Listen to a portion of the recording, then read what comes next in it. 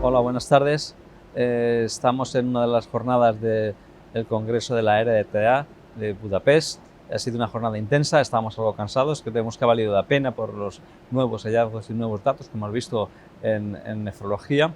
Y tengo a mí aquí con nosotros a María José Soler, doctora María José Soler, nefróloga del Hospital de Vallebrón, es coordinadora del GNDIAP, Grupo Español del Estudio de Nefropatía Diabética, y es miembro del Council de la ERA. Hola, María José. Muchas gracias, José Luis. Y tenemos también a Juan Navarro. El doctor Juan Navarro es nefrólogo del Hospital Nuestra Señora Candelaria de Tenerife.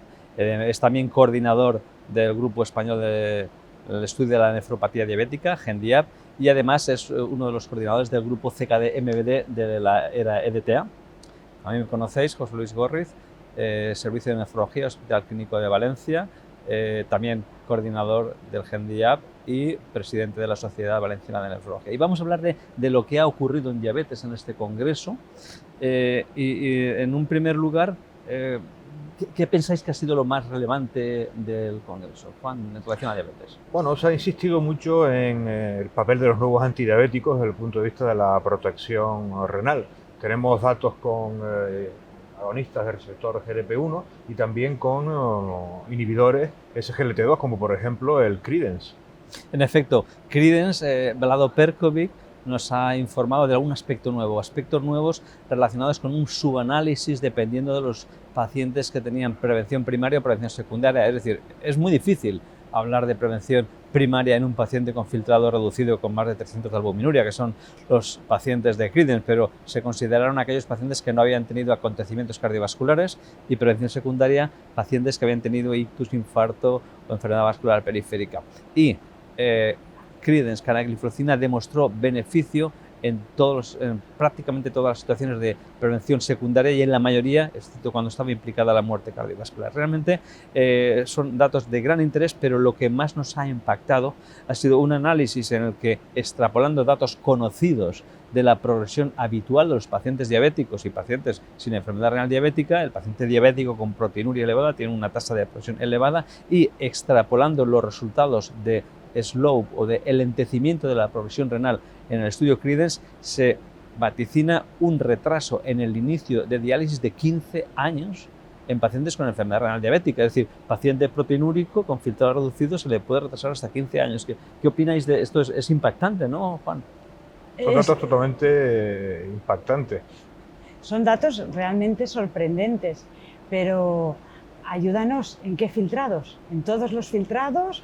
¿O nos tenemos que esperar? ¿En qué filtrados se pueden dar? Credence incluyó pacientes con filtrados bajos, desde 20 hasta incluso 90. Y ahí queda claro, con los filtrados bajos, sobre todo con subanálisis de los pacientes con menos de 45, mucho más efectivo. Pero Juan, Juan, que ha venido de la ADA hace poco, nos puede decir qué ocurre en estos pacientes con estadios más iniciales. Es decir, sorprendió que los datos de DECLARE ya mostraban un beneficio de los outcomes cardiovasculares y el endpoint renal. Pero cuéntanos qué pasó con los subgrupos de endpoint renales y variables renales que nos ha sorprendido también. Sí, efectivamente, en la reunión de la American Diabetes Association, que fue hace una semana en San Francisco, se presentaron los datos renales del estudio DECLARE. Recordar que el estudio DECLARE es el estudio de protección cardiovascular con dapaglifosina, que incluye más de 17.000 pacientes y que desde el punto de vista renal es muy interesante porque más del 90% de los pacientes incluidos en el estudio tenían un filtrado por encima de 60 y casi el 70% tenían una excreción urinaria de albúmina normal. Los datos son realmente impactantes. Por ejemplo, de progresión de normo a micro o macroalbuminuria tenemos una reducción de riesgo significativa de un 21%, y de lo que es el endpoint compuesto renal, que es una reducción de filtrado de un 40% por debajo de 60, de enfermedad renal terminal, que es necesidad de diálisis, trasplante o un filtrado por debajo de 15, o de muerte renal, se obtiene una reducción de riesgo de un 46%. Son datos muy sólidos, muy consistentes, que nos hablan de la importancia, dadas las características de la población, de la importancia de este tipo de terapias en prevención primaria de enfermedad renal diabética. Otro aspecto que me gustaría recordar es que se han presentado, sin salir de SGLT2, datos de empagliflozina y datos también de algunos pacientes con DPP4 en síndrome nefrótico. Esto es interesante, ¿no? ¿Nos puedes decir algo, María José? Sí, así es. Nos han presentado en los clinical trials. El doctor Warner nos presentó los datos del subestudio del Marlina, donde miran qué sucede con los pacientes que tienen síndrome nefrótico y ven que claramente estos pacientes con síndrome nefrótico se benefician, pero en términos de albuminuria principalmente, de recibir el inhibidor del DPP4. De eso que habéis comentado antes, también quiero decir que estamos en una vertiente muy amplia y donde tenemos prevención primaria, cuando yo aún tengo el riñón bien y no tengo nada, consigo no llegar a la insuficiencia renal, que eso vosotros sabéis como yo sé que no lo conseguíamos con el bloqueo del sistema renina-angiotensina, que allí los nefrólogos estamos felices por eso, y que tenemos fármacos cuando el riñón está completamente avanzado y que los mantenemos, el estudio Credence, a lo largo de todo el espectro, al lado hasta que el paciente llega a diálisis. Creo que eso es muy importante para el nefrólogo. Ahora que has dicho, María José, que en el amplio espectro se han hablado de agonistas del receptor GLP-1, ¿qué ventajas tienen? Porque se han presentado datos del LEADER y datos de SUSTAIN 6, que globalmente más de 12.000 pacientes ha conseguido un beneficio en el SLOPE. Quizá necesitamos estudios específicamente diseñados como el FLOW, que se va a iniciar dentro de poco, pero ¿qué opinas de esta posibilidad de tener hasta filtrados de 15 este grupo farmacológico en los nefrólogos, que no sabemos si lo utilizamos mucho o poco o demasiado? Los nefrólogos, que éramos los pobres que cuando el paciente bajaba de filtrado de 30 les dábamos insulina y el paciente engordaba, empeoraba el metabolismo que él tenía, acababa empeorando con esa insulina, pues desde que aparecen los agonistas GLP-1 los podemos dar hasta filtrados de 15 y encima han demostrado beneficio cardiovascular. Yo me pregunto, tú que has comentado que has sido el americano de diabetes, el beneficio cardiovascular que nos demuestran estos fármacos, esas expensas del corazón, del cerebro, ¿esas expensas de qué? Son datos interesantes porque hasta ahora teníamos, desde el punto de vista de protección cardiovascular, con liraglutida, con semaglutida, algún dato llamativo. Por ejemplo, el estudio SUSTAIN con semaglutida, la protección cardiovascular viene a expensas de una reducción significativa del riesgo de ictus. Y precisamente en la ADA se ha presentado el REWIND, que es el estudio de protección cardiovascular con dulaglutida, y curiosamente la protección cardiovascular que ofrece esta molécula también es a expensas de una reducción de ictus. En este caso fue una reducción de riesgo de un 24%.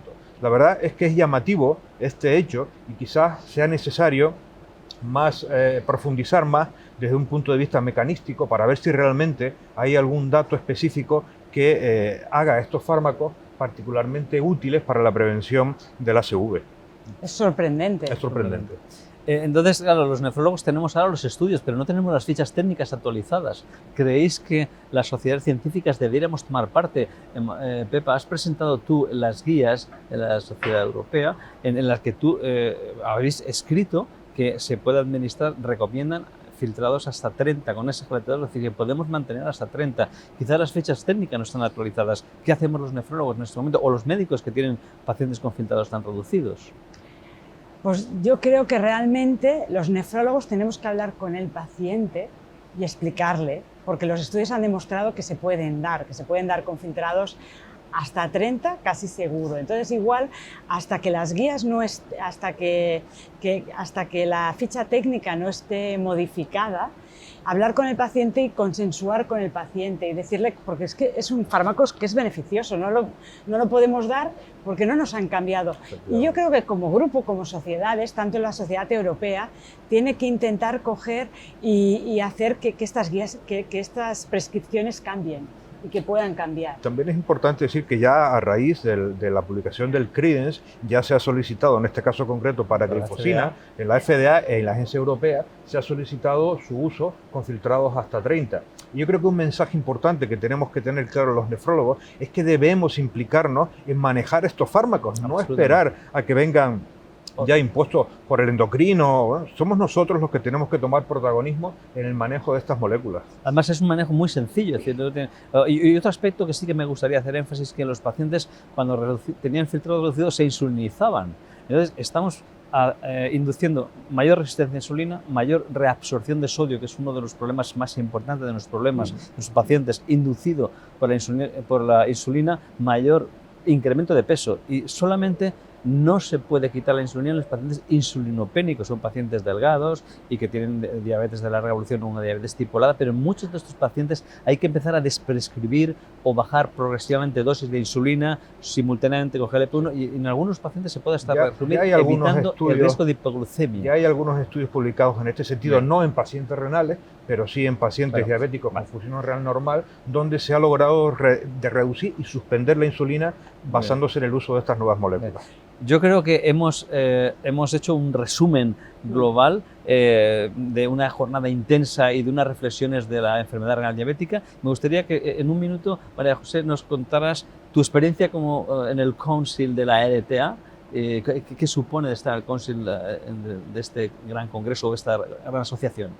Pues la experiencia supone participar en la organización de este congreso directamente, intentar que el congreso sirva para para publicar y que se presenten en el congreso las nuevas evidencias que hay en todas las patologías renales.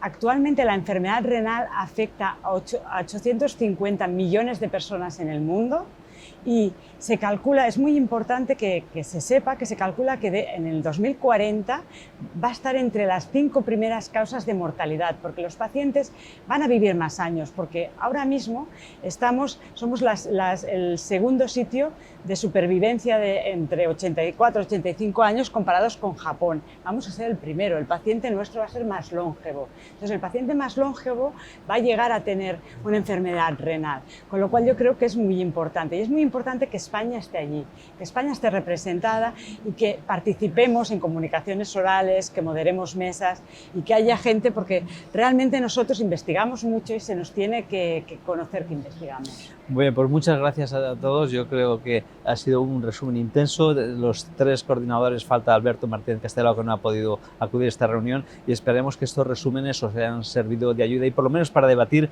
esos problemas que están absolutamente de gran clave de importancia, que nos han permitido a los nefrólogos salir de esa oscuridad sin estudio, empezar a ver la luz. Gracias. Gracias. Muchas gracias.